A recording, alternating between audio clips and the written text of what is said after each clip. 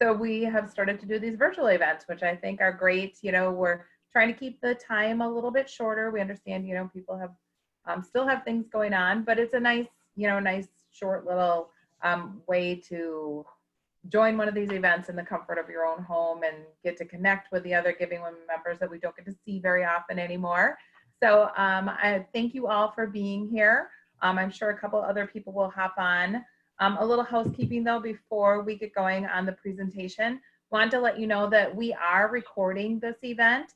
We do have a YouTube channel set up that I'm sure Roseanne could tell us a lot more about.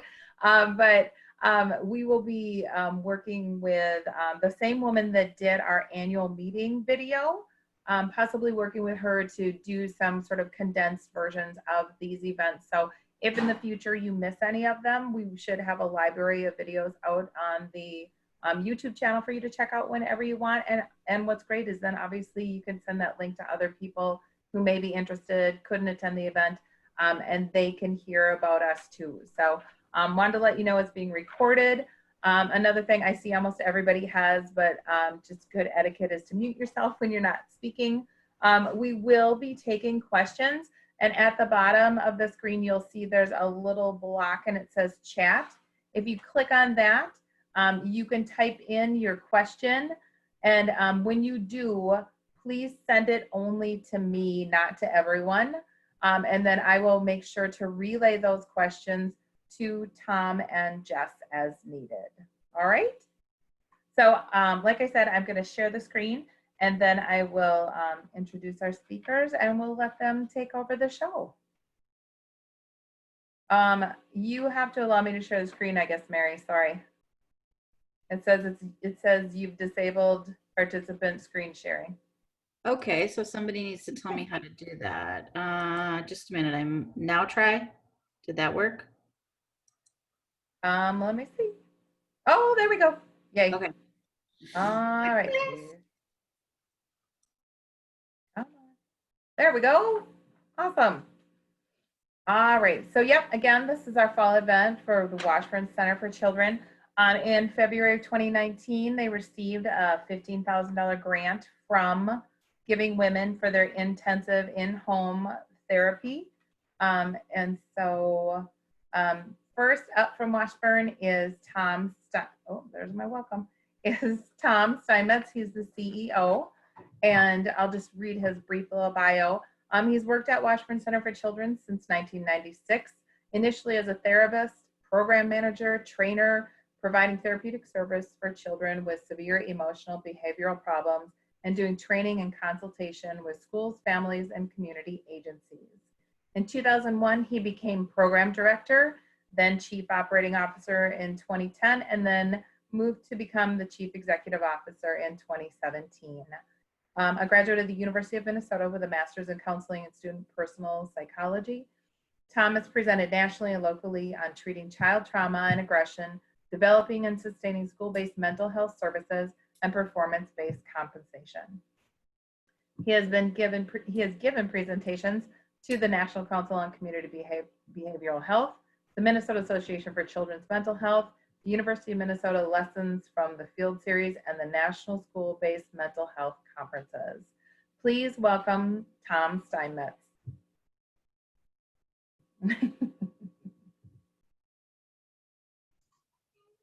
Tom, are you still on mute? I'm unmuted. All right. There we go. Success. That's the first and most important thing. So I also realized that the thing that's not in my bio that I have to say, because it's such a big part of who I am, is I'm also a dad and a father to my son Gabriel is 20 years old and my daughter Maeve is 17. She's just starting her senior year of high school amidst COVID and everything going on. And then as I was listening to the introduction, I'm hearing my 4-year-old daughter, Genevieve, have a massive screaming tantrum in the background. So one of the delights of Zoom is you get this window into everybody's homes and lives. So as I'm talking, if you hear some 4-year-old tantrum going on in the background, that's what's going on. So as I was thinking about tonight, I was remembering back to a year ago, and I think I had a chance to meet some of you, but I was at the incredible event that you hosted at the Surly Event Center, and got to come and meet some of you and hear from stories from the other grantees, and it was really a wonderful event. So this is great tonight, and I look forward to seeing all of you in person at some point in the future. So thank you so much for Giving Women has been such a great supporter and advocate for children's mental health. And I'm going to share a story. We're going to do a little activity, and then I'm going to talk a little bit about how Washburn Center has shifted in response to COVID to still be able to connect families with mental health services and provide our intensive in-home therapy services through the pandemic. But to start with, I'm going to do an exercise. So this is going to be an audience participation segment. So, and now my phone is ringing. This is great. So we'll turn that off. And the first thing that I would like you all to do is, wherever you are at home, just sit up in your chair and put your feet on the floor underneath you. Spread them out about the same width as your shoulder. And then you can just ease back a little bit so your back and your neck are straight. And we're going to do a very, very simple, but a very powerful technique called belly breathing. So all that you do for belly breathing is go ahead and close your eyes. And then you're going to take a breath in through your nose and relax your lungs and your belly, and let that breath come in through your nose and move down through your body, and let it fill your belly. You can hold that for a second or two, and then release that breath through your mouth and let it out. Let's do one more. Just breathe in through your nose. Don't worry about holding it in. Just relax your belly, let the air come in, and then breathe out through your mouth.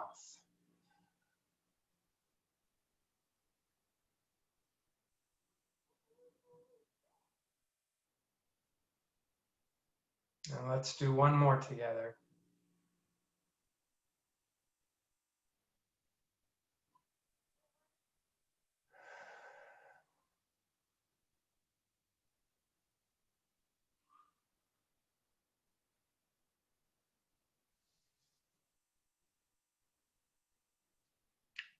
And that's all there is to it. You can open your eyes. Do you feel a little bit different? Did anybody notice anything different just from doing a few breaths like that? Yeah, I felt my shoulders like completely relaxed. So there's two reasons that I wanted to share this with you. The first one is to give just a really concrete, basic example of one of the therapeutic techniques that we use with kids all the time at Washburn. What I love about belly breathing, it's something I use myself for anxiety. It's something I use before events like this when you're getting ready to do something stressful. But it's also something that you can do whether you're 3 years old or 30 years old or 90 years old. It works for anybody. And emotionally, doing belly breathing like that, especially if you do it for a few minutes, it lowers anxiety. And physiologically, we know that belly breathing stimulates your vagal nerve, which is the main nerve that runs through your body. And it physiologically soothes and calms you. But the second reason that I wanted to share that technique in particular is that it was one of the techniques that Brianna used. Now, Brianna is now a young woman. She's in college, but she came to Washburn when she was a young child. And her mom was struggling with substance abuse, with significant mental health challenges. And Washburn therapists, even way back when, were going out into families' homes. And belly breathing is one of the therapeutic techniques that Washburn Center's in-home therapist taught to Brianna and taught to her grandparents who were taking care of her at that time. And Brianna has continued to experience anxiety all through her childhood and through her young adulthood. But to this day, she still uses that technique of belly breathing that she used when she was a very young girl at Washburn to help her soothe and calm when she has periods and moments of anxiety. Now, Brianna's experience of participating and going through in-home therapy was so powerful for her that she decided she wanted to pursue a career as a therapist. So we had an amazing experience just this month where Brianna is in a psychology program at the University of Minnesota right now, and she's come full circle and is starting at Washburn Center for Children as a psychology intern this fall. And last month, she shared with a group of folks at an event that we hosted how powerful and life-changing those techniques and experiences that she learned at Washburn, how they've stayed with her and helped her throughout her childhood and her young adulthood. So I wanted to share that technique with you and from Brianna. Now, that's one example of the kind of work that we do at Washburn Center for Children every day. One of the things that stands out to me is children's mental health concerns are now the most common and the most costly health conditions of childhood. More so than asthma, infectious diseases, any of the other health conditions of childhood. And yet today in Minnesota, we know that today, right now, there's 100,000 children in Minnesota who are living and struggling and suffering with untreated mental health issues, but they're not getting the help that they need. And that is why Washburn Center for Children exists. It's what our mission is, and it's why the kind of philanthropic support that this grant has provided is so absolutely critical and crucial. Because in addition to reaching families who are struggling with anxiety, depression, and trauma, we want to make sure that services are affordable, available, and accessible to all families. Sometimes what that means is for some families, driving across town in rush hour to come to a clinic doesn't work. That's not viable. Having a therapist who can come and work with them directly in their home can make the difference between that family getting help or not getting help. That's part of why intensive in-home therapy is so important and so critical.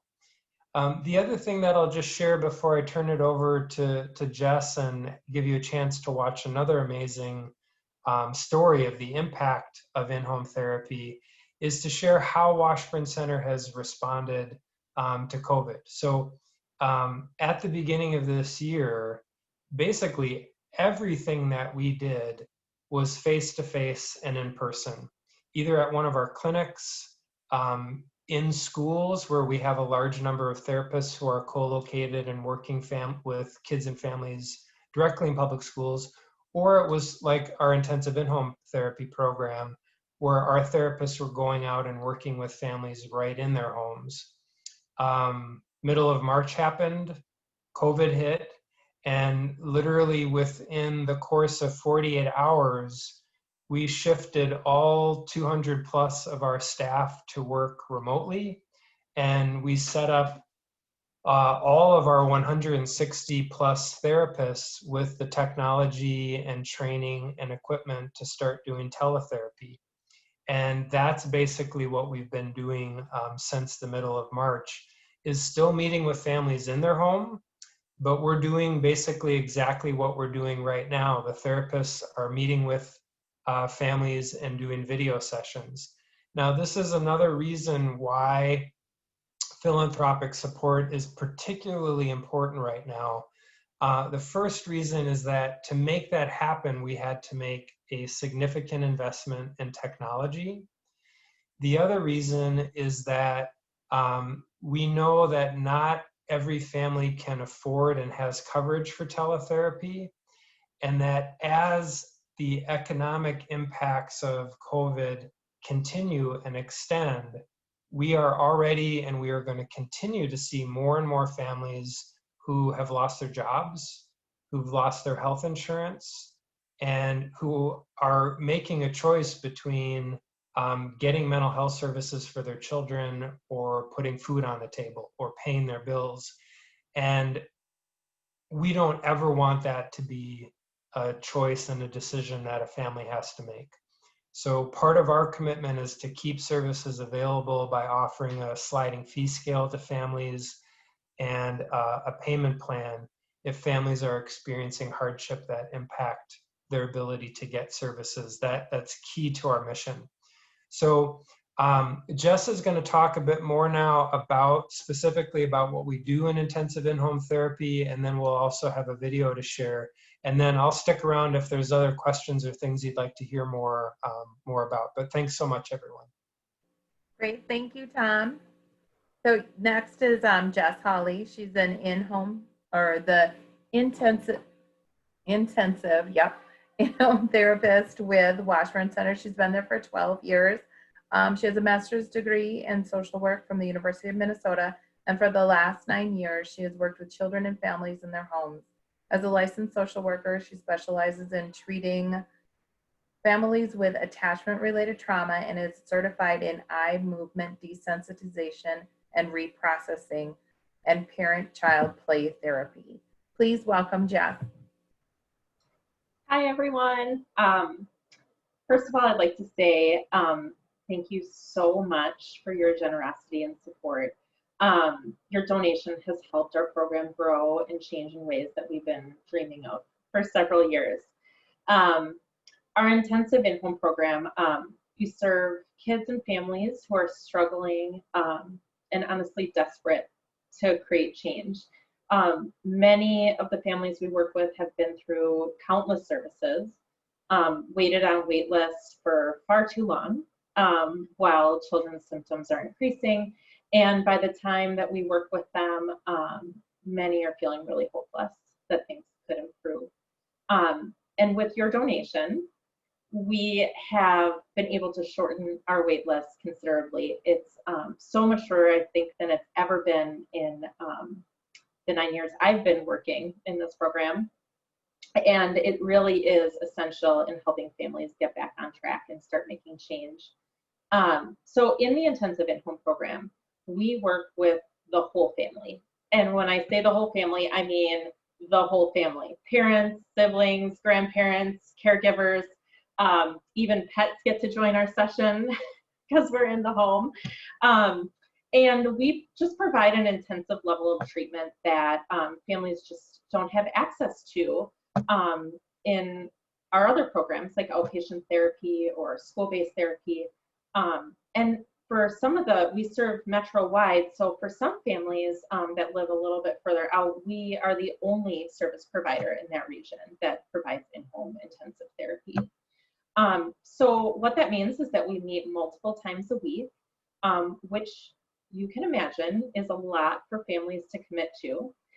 So we do our best to meet them at times and locations that work well for them to meet consistently. So like Tom said, meeting in the home certainly helps. We meet with families close to their work to try and fit it in however we can. And we're also available between sessions to our families to provide support over the phone. So with this grant, some other things that we've been able to do is we've been able to add clinicians to our team. So we're bigger and stronger clinically than ever before. And we've been able to divide the metro up into regions so that we have a dedicated team for each part of the metro. So we're able to spend more time with clients and less time driving. And one of the things that we do really well in this program is help families get connected to other supports in their community, like after school activities, sports, things like psychiatry services, working with specific schools that might be a good fit for certain kids. And now we're able to really specialize in the region that we serve. So we're building those community relationships too.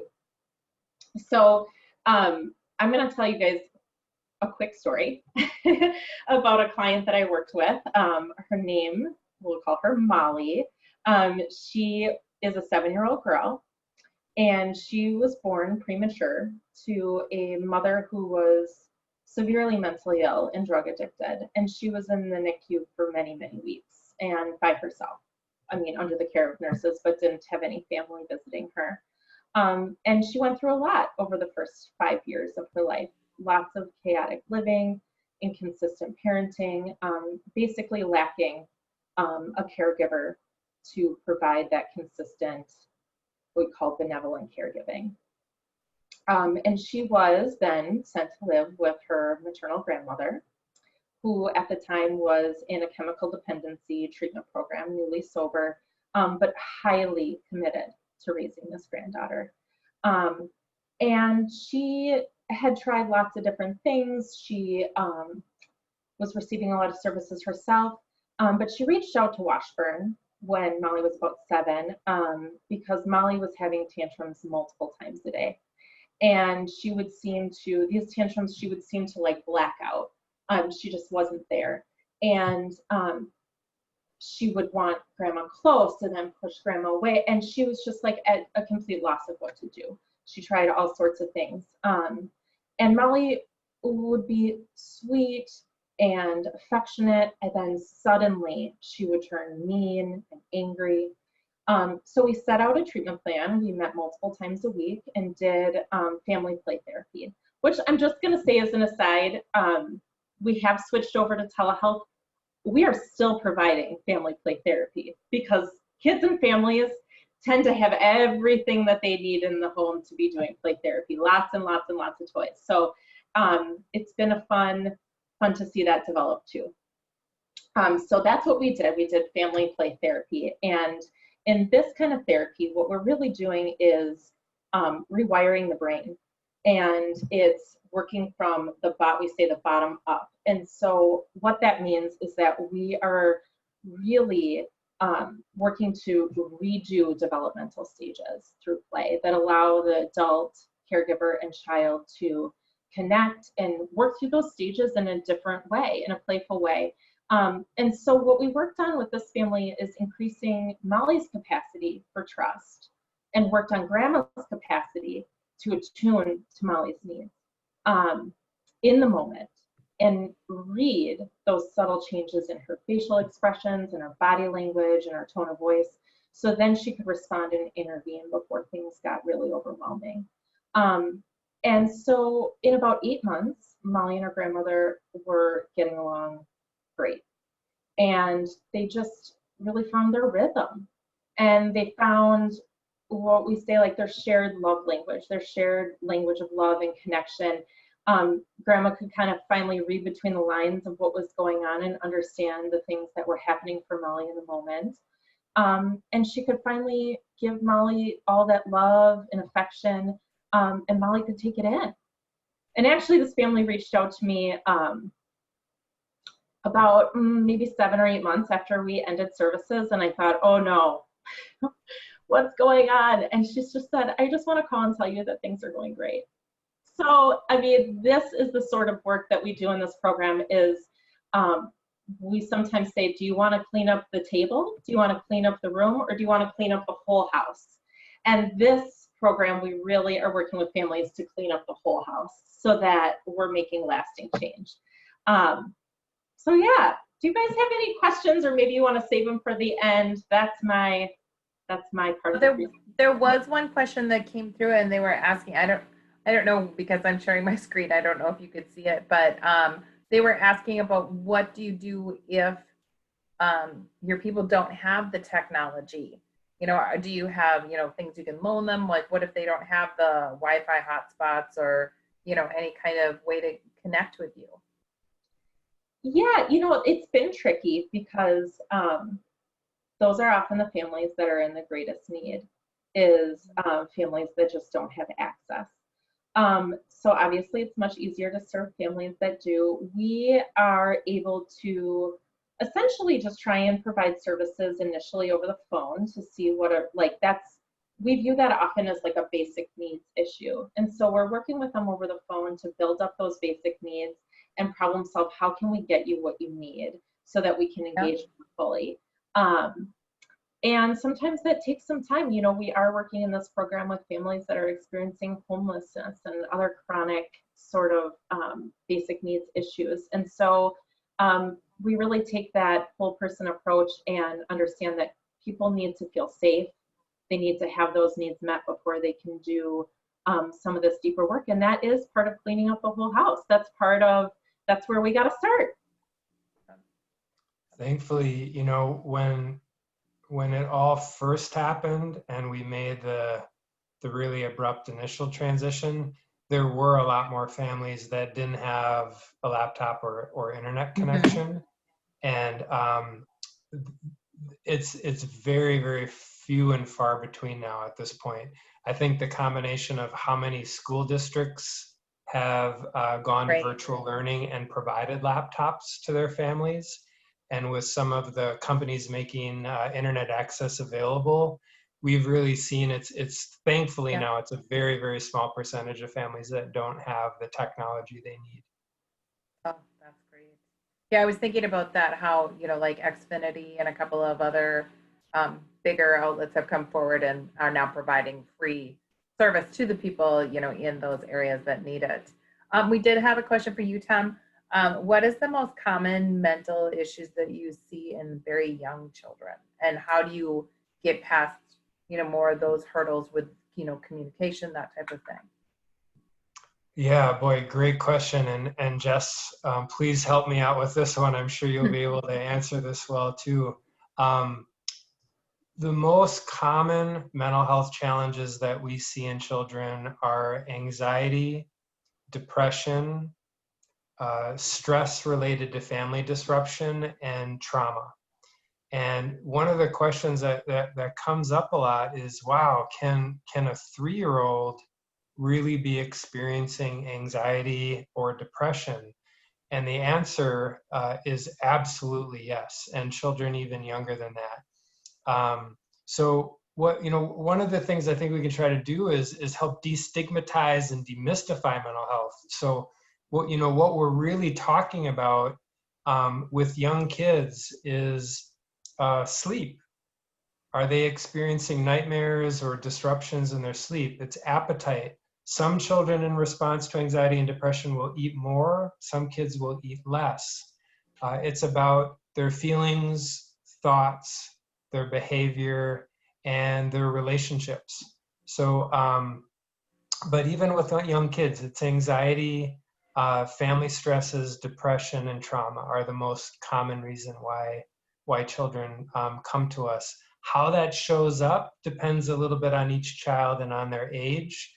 But overall, it always comes back to those 6 main factors of sleep, appetite, how's it affecting their thoughts and how they see the world, what emotions are they struggling with more, and then how's it impacting their relationships with the most important people in their life, with their family, with their teachers, with their community, with their school. And then what behaviors might be getting in the way of them learning. Just like Jess talked about, sometimes it's helping understand the connection between feelings, thoughts, and behaviors, and then learning, what do you do when you're angry instead of lashing out and hitting? The great thing about working with little kids is they're sponges, you know, they're so earnest and eager to learn, and they tend to pick things up really, really quickly. Yeah, Jess, anything you'd add to that? Well, when I heard this question, I thought, oh yeah, very young children, like preschool age children, was kind of what I was thinking. And what we tend to, and I can remember when I was in school too, thinking, how are you going to do therapy with like a 3-year-old or a 4-year-old? Because like, you know, language isn't there, conceptually, how does it work? But what we see is that babies get their needs met, toddlers get their needs met, they're gonna get their needs met somehow. And oftentimes those young children that are coming to us are getting their needs met with disruptive behavior, with lots of these issues that are kind of baffling the caregivers around them or driving them a little bit nuts. And so those kids can learn how to get their needs met in a different way by getting them met when they do different things. So we use toys, we use play, we use that kind of engagement because that's really the language of very young children is play and toys. So we really meet them at where they're at. We don't expect them to do talk therapy like an adult because they don't have the capacity for that, but they do have the capacity for play. And it's often the adults that need to remember what it's like to play and what's being communicated. And so that's like kind of the therapeutic approach, is that we're the guides helping parents understand what their kids are needing, what they're communicating, so that they're just getting along better and parents can, you know, respond in a way that feels effective as well. Okay. And so how do most families get referred to you? You know, is it through schools? Is it through doctors? Is it through the families themselves? How do they, you know, get in touch and get into your program? The most common ways that families connect to us, the most common way is word of mouth. One of the things we're really kind of proud of is how many times we hear when somebody calls in and we ask, who did you talk to? How did you get connected with Washburn? They'll say, I talked with my neighbor, or somebody else in my family came to Washburn. And so word of mouth is really big, parent to parent, family member to family member. Schools is a huge location, and that has changed a lot now. Pediatricians, the county, basically any of those places where kids are a lot, where they're spending a lot of time, and there's adults who are observing their behavior. Can be childcare centers. But the single most common referral sources are word of mouth, schools, and pediatricians' offices. Yeah. Okay. Well, I don't see any more questions right now, but some other people may have some comments, but I know you guys wanted us to roll this video, so I wanted to get that played. Hopefully this is gonna work. This is the part I'm nervous about.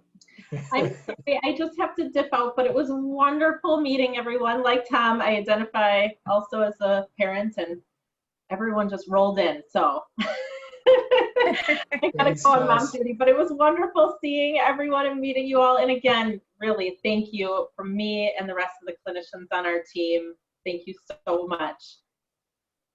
Thank you. All right, I think I messed something up there. I'm gonna have to redo this.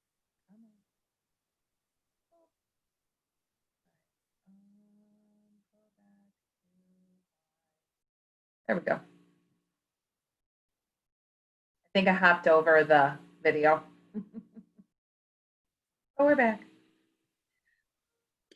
Kari, I think you have to stop sharing the PowerPoint and then share the video. Oh, okay. Does that work? Now can you share the video?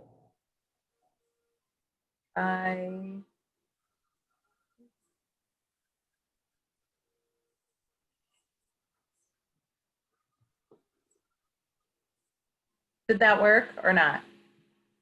No. No. Shoot. So I must have had to have embedded the video in. I just have the link. Shoot. Oh, nuts. Because, yeah, I thought if I would just share my screen that I could pull up this video. Now do you see it? But now we do. Oh, Yay. So yeah, go back to the beginning of it though. Yep.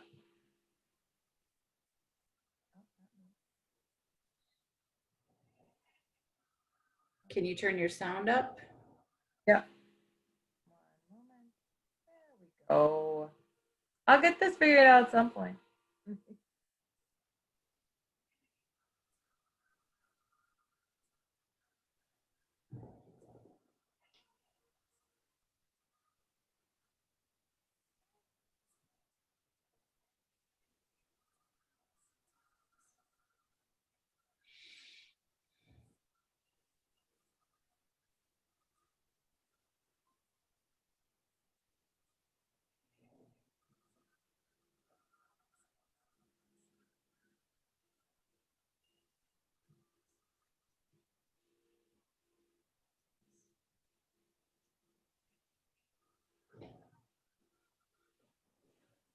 Are you all able to hear it? I see it, but the sound isn't on.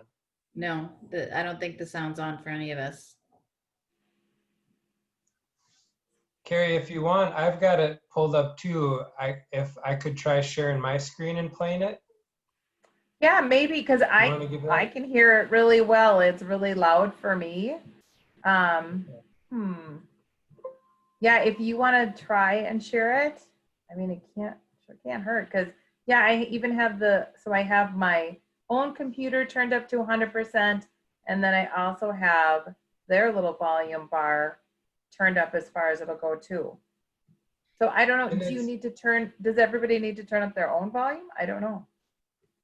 Kara, you would need to stop sharing and then Tom can try and share. Okay.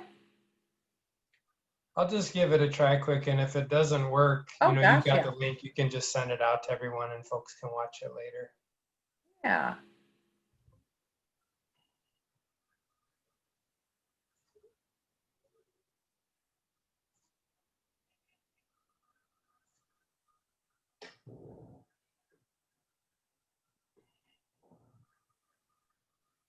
All right. Did that come up? Can folks see it now? Yeah. All right, we'll see if we got sound too. Okay.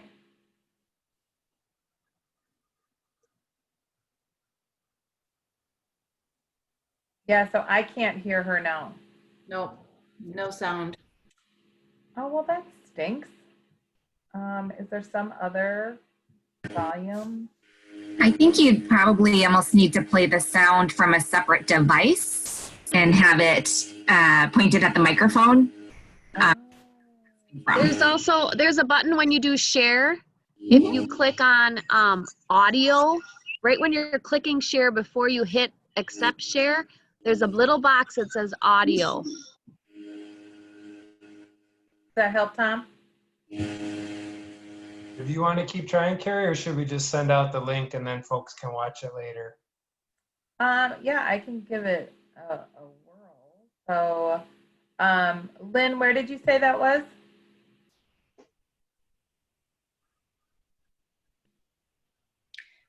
She said when you hit share, before you accept share, there was like an audio button, she said. Oh, share computer sound? Yes, Kari, try that. Yeah. That would probably help. All right. Something going on. I think after she started seeing Dana, it kind of felt like let's a little. Start it over that.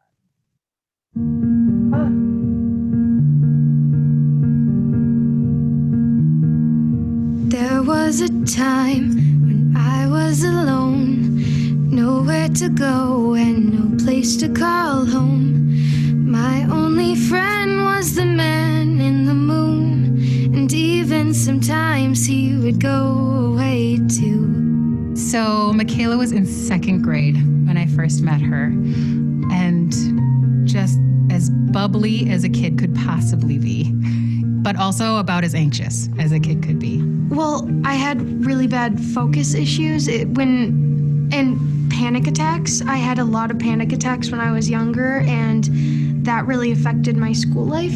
They were going through some changes in their family. They'd had kind of an acrimonious divorce, and there was a step family involved, and Michaela was really struggling. her anxiety levels, I could tell even when she was 7 years old, there was something going on. I think after she started seeing Dana, it kind of felt like a little weight was kind of taken off her shoulders a little bit. She really made me feel a lot better about myself, and that helped me get through the week also. Washburn has a wide variety of services that get scheduled in different ways. And one of the really beneficial parts of school-based is that I'm able to make my own schedule, and Washburn can offer that flexibility then to people. Washburn, from the start, I think we couldn't have asked for a better therapist. We couldn't have asked for a better experience. I mean, I didn't have any experience, on how to, raise a child with mental illness. I didn't know what I was doing, and I didn't know how to best, be the best parent for Michaela. I was a kid who was literally worried about everything. I mean, there was nothing I wasn't worried about, and, you shouldn't have to deal with that all alone because, someone is there for you, and Washburn really gives you the tools and information you need. I really, because I could see her so often, started to notice that she was stopping by a little less often. She was needing those check-ins a little bit less often. From, every different episode Michaela was going through at whatever time, somehow Dana had instilled in her some type of plan that worked. To be able to see her really take charge of a lot of fears and able to get through her school day without being stuck on a worry, that's why I do it. And the first time that belly laugh came back, where she was laughing so hard she was crying, I was like, oh, thank you, Lord, I have my daughter back. It's working. Something's working. Just that joy, it felt really good, not only for her, but for me to be able to laugh again and be a kid again. That was really, really awesome. Peter Pan, Tinkerbell, Wendy, darling, even Captain Hook, you are my perfect storybook. Neverland, I love you so, you are now my home sweet home forever, a lost boy at last. I am planning on going to a performing arts high school in St. Paul, SPCPA, and I'm gonna do singing courses and acting courses, and I'm hoping I'll get into NYU. Seeing her with these dreams and goals is awesome. I mean, for so long, there were no dreams. I mean, there was just no hope. I'm extremely thankful to Washburn and Dana, especially. Everything she gave us and everything Washburn provided for us changed our lives for the better.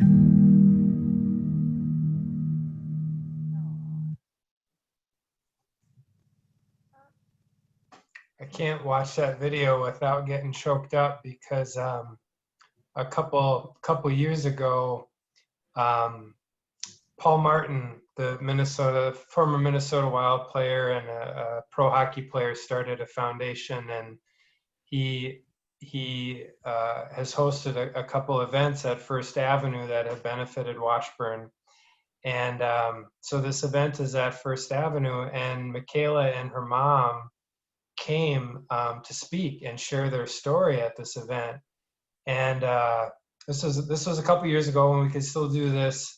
And I still have this vivid memory of being in the green room at First Avenue with Michaela, and First Avenue was packed, full of people, and she was feeling very, very anxious. And we just checked in a little bit. We checked in about whether she still wanted to do it. She remembered some of her techniques. She did her thing and got ready. And then she got up on the stage at First Avenue and told her story and sang a song in front of a crowd of about 1,000 people. And to think about, a girl who was so experiencing such debilitating anxiety that it was hard for her to go to school, getting up on stage at First Avenue and singing her and telling her story. She's, you know, anxiety doesn't go away, but you can overcome it, and you can learn how to live with it in healthy ways. So it's a pretty amazing story. Yes, that was awesome. Does anybody else have any other questions for Tom?